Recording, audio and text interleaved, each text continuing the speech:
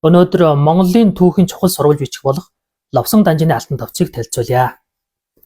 За миний гарт татгаж байгаа бол Ловсон данжины алтан товчийг одоо хөлөндөр буулгасан ном байна. За тэгвэл Ловсон данжины алтан товч гэж хэлэхээр манай Монголын дунд бол олон хүн мэдэхгүй, мөсөн ч үл тийм тодорхой мэдэхгүй. Тийм учраас та нарт өнөөдөр нэг баг цаг зарцуулж ягаад Ловсон данжины алтан товчийн тухай дүгм тайлбарлаад өгье. За тэгвэл Ловсон данжины алтан товч гэдэг бол 17 дугаар зуунд зохиогдсон Монголын чухал түүхэн сурвалж бичиг.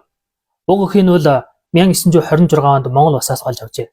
Одоо бол Монгол улсын төв номын санд хадгалагдаж байна. Тэгвэл Монголын түүхэн сурвалж бичиг дотор хоёр алтан товч байна.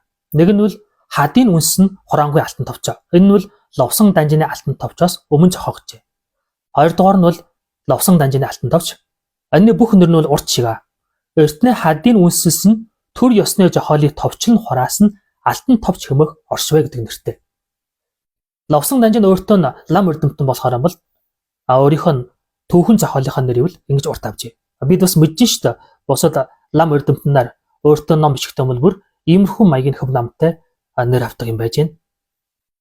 Тэгвэл алтан товчид чухам ямар уулга бичсэн байг бол биднес одоо товчхон үжээ.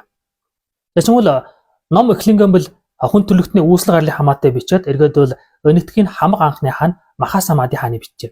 Махасамади хааны үр хайц дотор нь бол нэг хөрөсийн үстэй гар хөл нь хавтгай.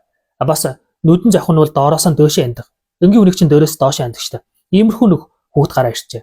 Ингээд бол тэдэнд сэжиглээд энэ хүн төрөлтэй бишээ гэж чангаад бол жис хайрчиг тийгээд гангаа мөрөнд урсгаад явуулчихэ. Ингээд бол төвдийн ажраас бол нэг өвгөн энийг олж аваад нөгөө үсийн чинь их сайхан хүүхд. Ингээд төжөөчээ. 16 хүрсний дараа энэ хүүхэд бол нутаг хайгаад явж итэл төвдийн нэг үл усод олж аваад асууж чи хаанаас ирсэн хүн бай гэж. Энэ үед бол тэр залуу үл яаж ийна дөөшин жааж. Дөөшин жаасан чинь энэ төмрөөс ирсэн хүүхэд бай шүү гэж чангаад яг маний энд одоо хаан дотж исэн юм аа. Амаас одоо төмрөөс ирсэн хүний бол өөрийнхөө хаанаа болгоё гэж чангаад хүжүүндээ сулгаад тавьчихна. Ингээд бол төвдийн хамаг анхны хаан хүжүүн сандалт хаан бол тэр хүн болжээ гэж. Тэгвэл хүжүүн сандалт хаанаас сайлж гарсан далай совн алтан сандалт хаан гэж байна. Тэгвэл энэ бол 3 хүүхэдтэй. Эхөө нь бол борчоо өгч, 2 дугаар нь бол шовууч, 3 дугаар нь бол бүрд чоноо. Ингээд эд хоорондоо өв дүнжин мууссан учраас бүрд чон бол хойшоо тэнгис гэтлээд бол Монгол гаж иржээ. Ингээд бол гоо марл гэрги аваад бол Монгол обхтон болвоо гэж тэмдэглэж гисэн үг. Тэгээ энэс нь сүүлээрх нь бол яаж ийна нуут товчоотой адилхан. Чингисийн яжуур дээдсэн нь бүрд чон гоомрлуулаа гэсэн маягтай. Ингээд эхлээд бол Өгөөдийн хаан хүртэл бичжээ. Тэгвэл Өгөөдийн хаанаас сүүлээр Монголын хамаг хүчсийн хаан болох Лэгдэ хотогт хаан хүртэл бичжээ. Энэ дотор бол Лэгдэ хотогт хааны хөвгүүн Эжи хонгороос гарч ирнэ.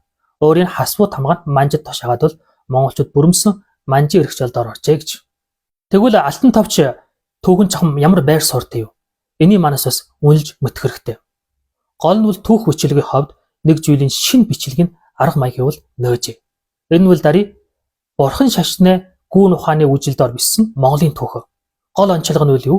Монголын үүсэл гарлыг өнөтгөх төвдөөс эхлүүлж бичжээ.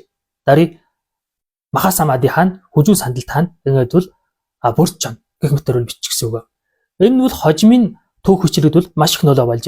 Жишээлбэл Дармаагүшийн Алтан үрдэн мянган хөөсөд, Жимбагийн Асрагт нэртийн түүх, гэх мэтийн түүхэн зохиолууд бүр ийм хөв маягаар бичигдсэн үг.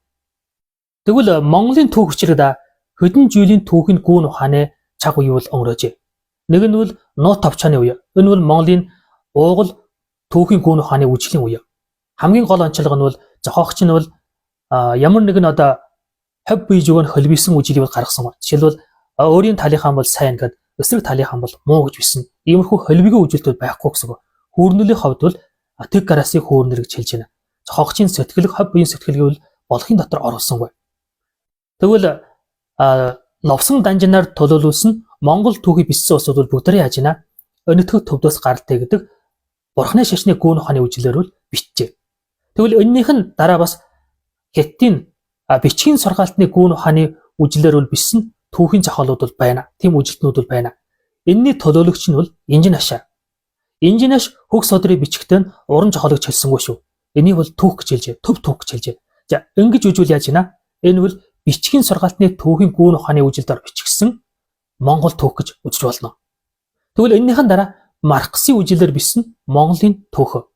Марксийн гүн ухааны үжлийн түүхийн урсгал гэсэн үг. Энэ нь бол одоохны манай сурж байгаа хичээлийн бичгүүд манай уншиж байгаа ном бичгүүд бол үндсэндээ иймэрхүү загвараар явагдаж байна. За ингээд үжвэл юу гэсэн үг? Ловсон данжины алтан товч бол бас нэг цаг үеийн загас ач холбогдолтой түүхийн гүн ухааны үжил санааны ном гэж үзэж болно. Дахиад ловсон данжины алтан товч зохим одоо үед манд чухам ямар утга болгохтойг бол маш их байна. Би 3 талаас ирье. Нэгдвэл соёлын их өв мөн. Энэ дотор бол маш олон үлгэр, домог, бас чигвэл Чингисийн бэлэг сургаал, энэс астан бас юу байна? Жишээлбэл Чингисийн 9 үрлэг гэж хэн болохыг 4 нохой 4 хөлөг байдаг шүү дээ тийм ба. Хэн. Тэгвэл Монголын 6 төмөн гэж ямар 6 төмний гэх мэтийн мэдлгүүдийг бол маш олон багтааж гисэн үг.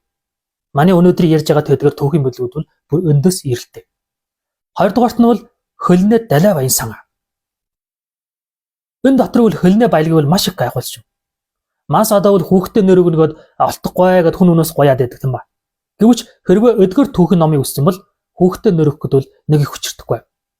Би үл яг өөрийн 2 дугаар хүүхэд охин хүүхдтэй нь энэ дотроос бол ловсон данжины алтан товч дотроос бол шууд нэр авч өгчээ. Судай бэх гэж. Шууд тэр чигээр шүү дээ. За ийм учраас энэ дотор бол хөлнөө баялаг сан бол байна гэсэн үг. Мас Монгол хэл сурахтаа бол энийг уншиж болно. Энэ дотор бол гой үгүүд байна.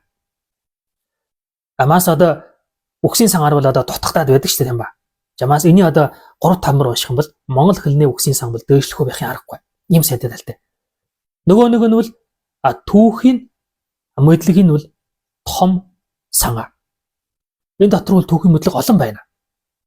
Хөдөлмөр он дараалж биссэн боловч онцлог нь үл юм аа. Жишээлбэл хөн хөний хөвгүн хөн хөжөөгөөс хөдий болтол хаан сууба хөжөө төngөр халва төngөр дөр халва гэх мэтэр бичин гэсэн үг. Гэвч энэ нундаан бас өөр зүйлийн нарийн ширэг учруудыг бол оруулж ярьдаг. Нэмсэн түүхийн мэдлэг бол маш олон байна дотор нь. Тэгвэл эний маш өнгийн нөхөн одоо хөл дээр буулгаад дийлтэн үгэл тийм биш ээ. Монгол хэлний боловсрал маш сайн байх хэрэгтэй. Буулгаас нь багш төө саран жахт багш бол Монгол хэлний боловсрал бол маш өндөр хүн.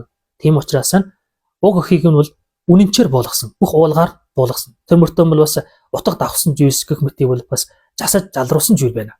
Гэвч уул утгыг нь бол бүрмсэн хадгалт дийлжээ. Тэр мөртөө маш олон түүхийн материалуудыг бол хянж лавлсан. Жааны бол арийн нь хойно хүүхдээр бичиж байна. Та нар хэрвээ энэ номыг авах төрөв шүү дээ. Хойно хүүгийг уншаад үжээ. Ингэсээр бол энэ одоо хөлн дээр буулгасан багшийн Монгол хэлний хэр хэмжээ ямар гэдэг юм бичгэнэ. Би үжээд бол маш гайхчих. Гоё бичиж. Ингэж Монгол зохиолыг бичдэг. Ингэж хойно